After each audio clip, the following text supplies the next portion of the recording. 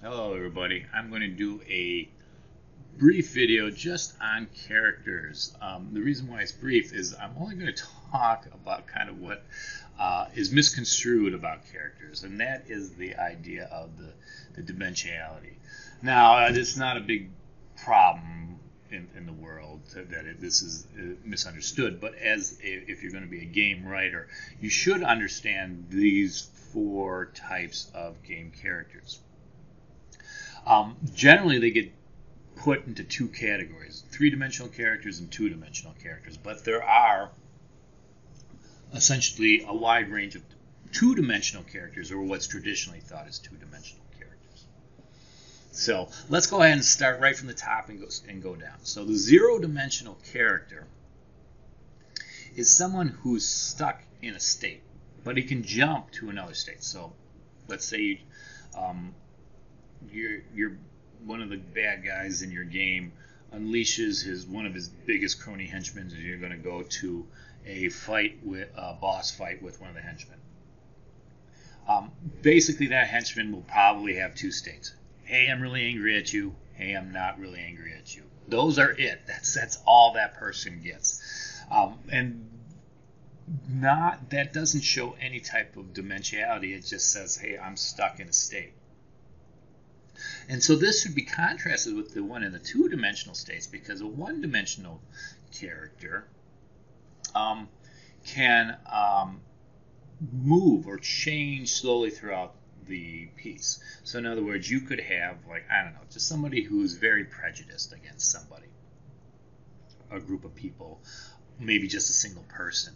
And as it goes on, they slowly can change into, okay, I'm no longer prejudiced at this person. I now accept this person or this group. Classic type of story told. But that character doesn't get to do anything else except for that.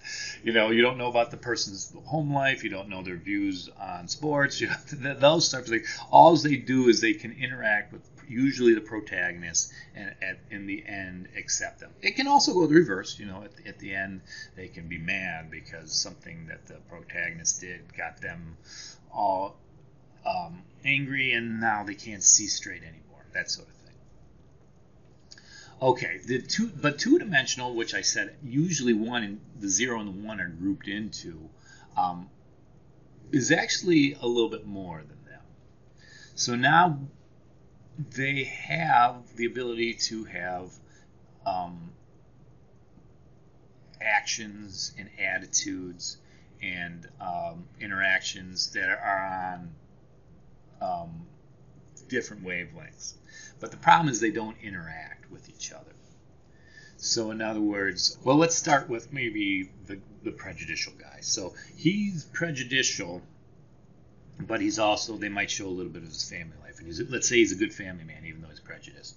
That change in his prejudice might have no effect on his home life. So he might be just a good father through the whole thing.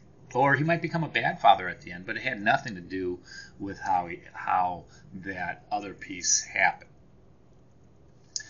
This sometimes is referred to as orthogonal. In the way I always say it, because I used to be a physics guy, is that if I go on the x-axis, so I go from x to 0 to 1 to 2 to 3 to 4, I don't go up in height or down in height on the y-axis, right? I'm just stuck on the x-axis. So I don't interact with y. That's kind of how you should think about it here in our terms. Now, three-dimensional characters are kind of what you probably think, and are kind of the traditional movie. Hopefully, what you have in great movies is that they can have a ton of emotional states. They interact and they conflict. So I think probably maybe one of the more, I don't want to say trite, but traditional ones is the person who's religious, and let's say aliens come down. Well, how do I deal with aliens when I have these religious beliefs? Or my religious beliefs mean something else, and then I have to deal with someone over here who believes something else and says something that is counter or contradicted to what I believe. Do I believe that person, or do I believe my beliefs, or is there a common middle ground? these are all great pieces, and sometimes a good way to improve your writing, but also get to know the characters better. Because if there are these conflicts, then you can see how they resolve these conflicts, and how people resolve conflicts usually shows their character. All right. So I'm going to go to one more slide here, and so now you have a character, and let's say it's not a zero state or a zero dimension. I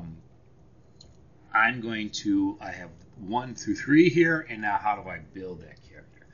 Well, if you ask Hollywood, they'll tell you one of two ways. Dialogue, where they just explain themselves. Oh, I believe in this. I'm all about this, so and such. Where they're just talking with people and they're kind of exchanging. The other thing is where situations make them work it out. And obviously in games, that makes a little bit more sense, right? Because you have, as it says in the last bullet down there, the last sub-bullet, is that challenges. How are you going to deal with this person? Okay, somebody steals in a marketplace. You catch them. Do you send them into the cops, or do you give them a stern warning? Do you take what they stole? These are going to develop the protagonist, and it also can affect who's it's being done to. So in other words, if that character who did steal sees you later on, how do they react now to those challenges? Expository characters who just want to talk about themselves and explain it sometimes is not a bad way to introduce people.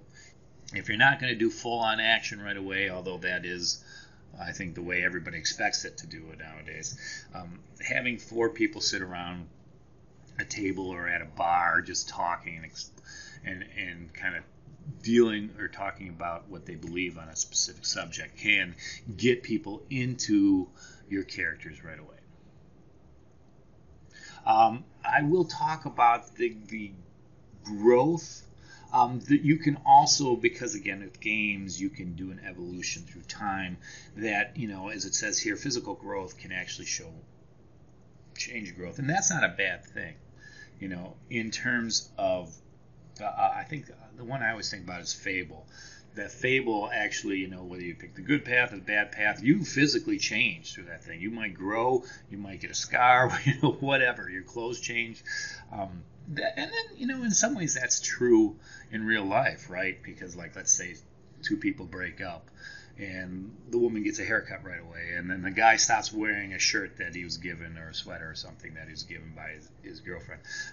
That's pretty natural in real life to see that kind of physical change along with emotional change. And then in a game, it also gets you to kind of confront the evolution of the character. So these are all pieces that we have to think about. And if you watched my last video, we talked about storytelling. All this boils down to is that you should write a really good game. Unless you're making a puzzle game, you should probably write a really good story to it, because I've seen on many polls and surveys where they say what's most important to a game, gameplay won't be one. A lot of times it'll be story, because people really crave these things, and a well-turned story can turn a good to average game into a really great, excellent game that people want to play. All right, we'll see you next time.